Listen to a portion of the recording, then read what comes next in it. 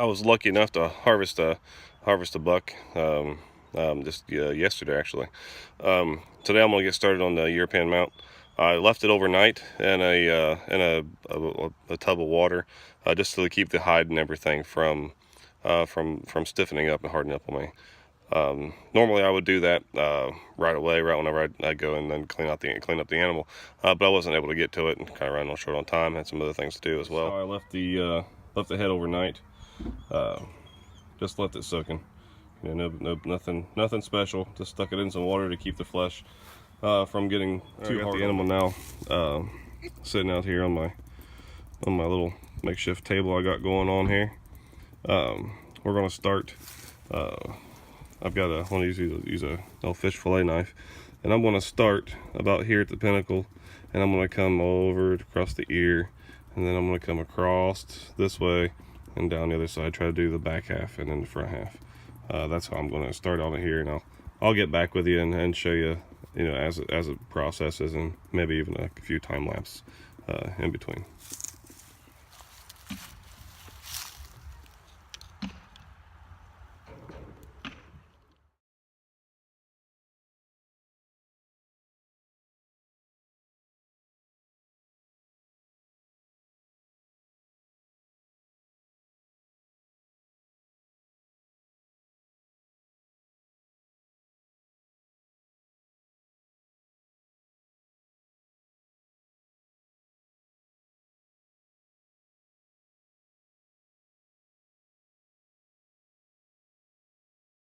Once you get that down around the pinnacles done, and then you're starting to just pretty much, you're on the skinning side of things. Things move a lot faster, but those pinnacles can be a real pain in the ass, to be honest. But most people that look into doing this kind of stuff, you know, can't really afford to take one and get one mounted. So that's why I do this, because it's a cheap mount, and I like the way it looks myself. So you know, one thing though that I've noticed is that this isn't for someone that thinks it's going to be a quick 10 minutes in and out. So be prepared to do a little bit of work, and you know, take your time. You don't want your knife to scar down into the bone. You want to you know, keep good tension on the hide, and just, you know, take your time and separate the hide from the skull. Don't try to worry about getting too close to the skull. We'll take care of a lot of the leftover flesh later in the next process. So just bear with it. On this particular mount, I'm not going to worry about the bottom jaw. I'm just going to hang it flat on the wall, taking the bottom jaw off. But at this point here, if you were going to keep the bottom jaw, which, you know, those mounts look pretty good as well, you want to continue the process and taking your time not to scar it up, whatever. Remember that bottom jaw is split in the center, right on the center of the chin there. It's split. So make sure you pay attention to what you're doing, and you don't break anything there. Or if it does come apart later on in the process, you don't freak out, because that's the way it is designed. For me, from here, I'm going to take the bottom jaw off now and just start taking as much flesh off as I can to speed up the next process.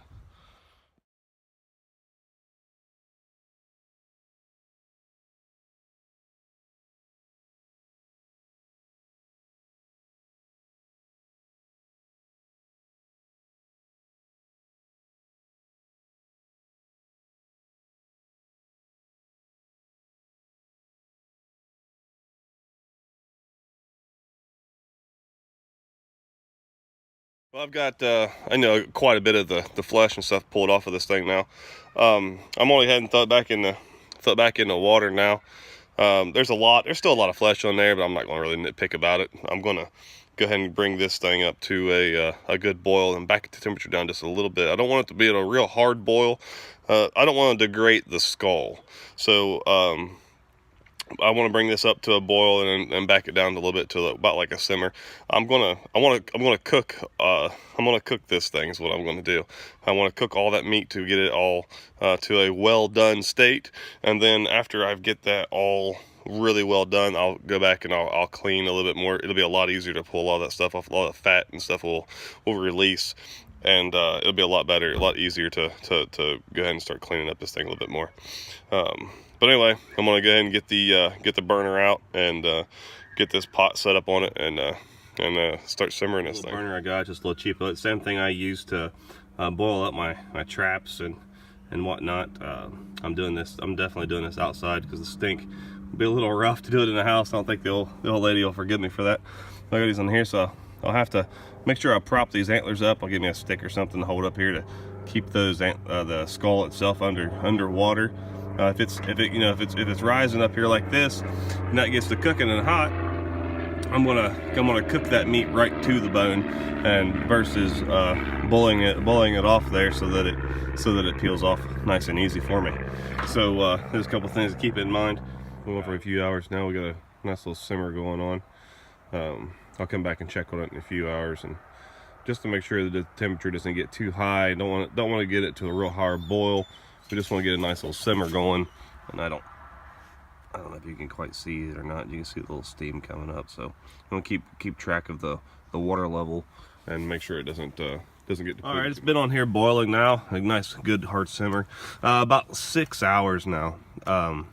It's getting close to time to go to bed for me, so I'm gonna come out here and shut this thing down. You see all that fat residue and stuff starting to come to the top. I'm going to pull this out. I'll give you a look at what it looks like now. A lot of the meat and stuff will be pretty much cooked on it. You know, if you boiled anything in the anything on the pot for 6 hours, it's pretty much cooked and done. But I'm gonna go ahead and pull this out, give everything a good rinsing off, and put nice clean water in there, and let's put it back in the water and let it sit overnight.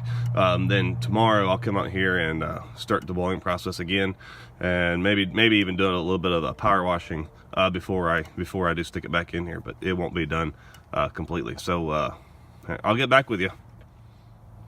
Figure I'll go ahead and give you a shot of it here, what it looks like as it's cooking down here. Now you'll see it. You see, got a little dark on me last night. My phone is a little low on juice, but kind of give you a look at what it'll look like here as you're going through this cook down process. So you know, it's not be the prettiest thing, but you can see a lot of this meat has cooked on it or whatever. It's first thing in the morning. It's pretty cool out here this morning. So I'm gonna go ahead and get this thing fired back up on the pot here, and when it warms up a little bit later, I'll get the power washer out. But I'm gonna go ahead and just let this thing go ahead and cook a little bit more today before I do that. Got my little cheapo electric power washer here hooked up. We're gonna go ahead and get this heat turned off. That heat turned off of there, and we'll pull this beast out. I gave it another probably another 6 hours today of cooking in here. That water never really come to a hard boil, just a good steady simmer. So we're gonna put this beast out here in a area. We're gonna put her out here and give her a little bit of power washing and see how much of this we can pull off already. There we go.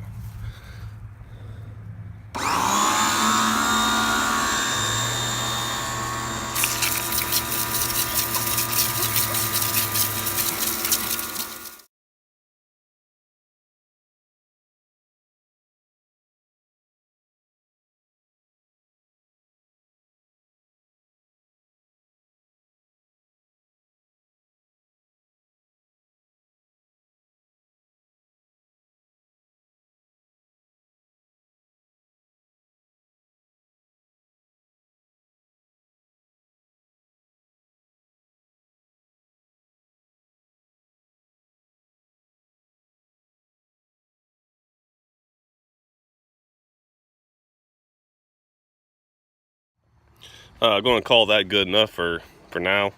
We'll get that back in the water there and let it cook up again. Just want to start to get it loosening up. Some of it's still stuck pretty good. I kind of going on it a little bit slow. It's been a little cool outside, so my boil has been a little bit under. what I really needed it to be. So I'm gonna put her back in there for 6 or 7 hours, and I'll come back out here and give her another shot at the power washer and see what happens. Just working back and forth like this, I might have to go ahead and I might have to break down and go ahead and start scraping some of this off, where it's getting so cool outside that that it's hard for me to bring my water up to temperature. But anyway, just keep at it. Hey guys, coming out here this evening, I got that heat back up on that pot a little bit, and guys, actually got some good temperature to it. And I come out here and I started cleaning a little bit, and I'll give you an update on what's going on so far. See, there's a lot of the stuff here I just went ahead and grabbed a hold of and started fleshing myself. Like the eyeballs and stuff like that. You grab a hold of that stuff in there. After you've boiled this up like that so long, there's nothing in here that's not cooked. So it's not really even that gross. It feels like all this fat and stuff that's on this skull and all these tendons and stuff around the eyes, it makes everything feel just about like a rubber ball. So what I do is I get in here and I tear up, get some of this big stuff that I can off and get it to speed up the process a little bit.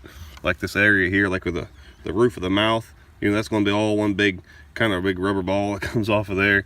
The eyes, the ocular eyes there. The best way to take those out is to take them and just shove them in, and then bring them out down here at the bottom. They just seem to come out one big chunk that way. All the stuff on the fleshy side of the skull here, like this is all pretty much power washed off. I've got a little bit more here and there that I gotta peel on and power wash it off some, but just keep that up. Power wash a little while, pick a little while, boil a little while. The more you can manually peel off and out, the faster the process will be. But just keep on it. All right, guys. I'm gonna get them clean on here for a little while. I can use both hands. I'm just recording it on the cell phone. Go ahead and pick this guy's nose for a little while and get this thing cleaned up. All right, working on my deer head here a little bit more. Getting down to a little bit of the more of the nitty gritty kind of stuff. I'm gonna give you a couple shots here of some things I've done. I probably should have recorded doing, but I didn't.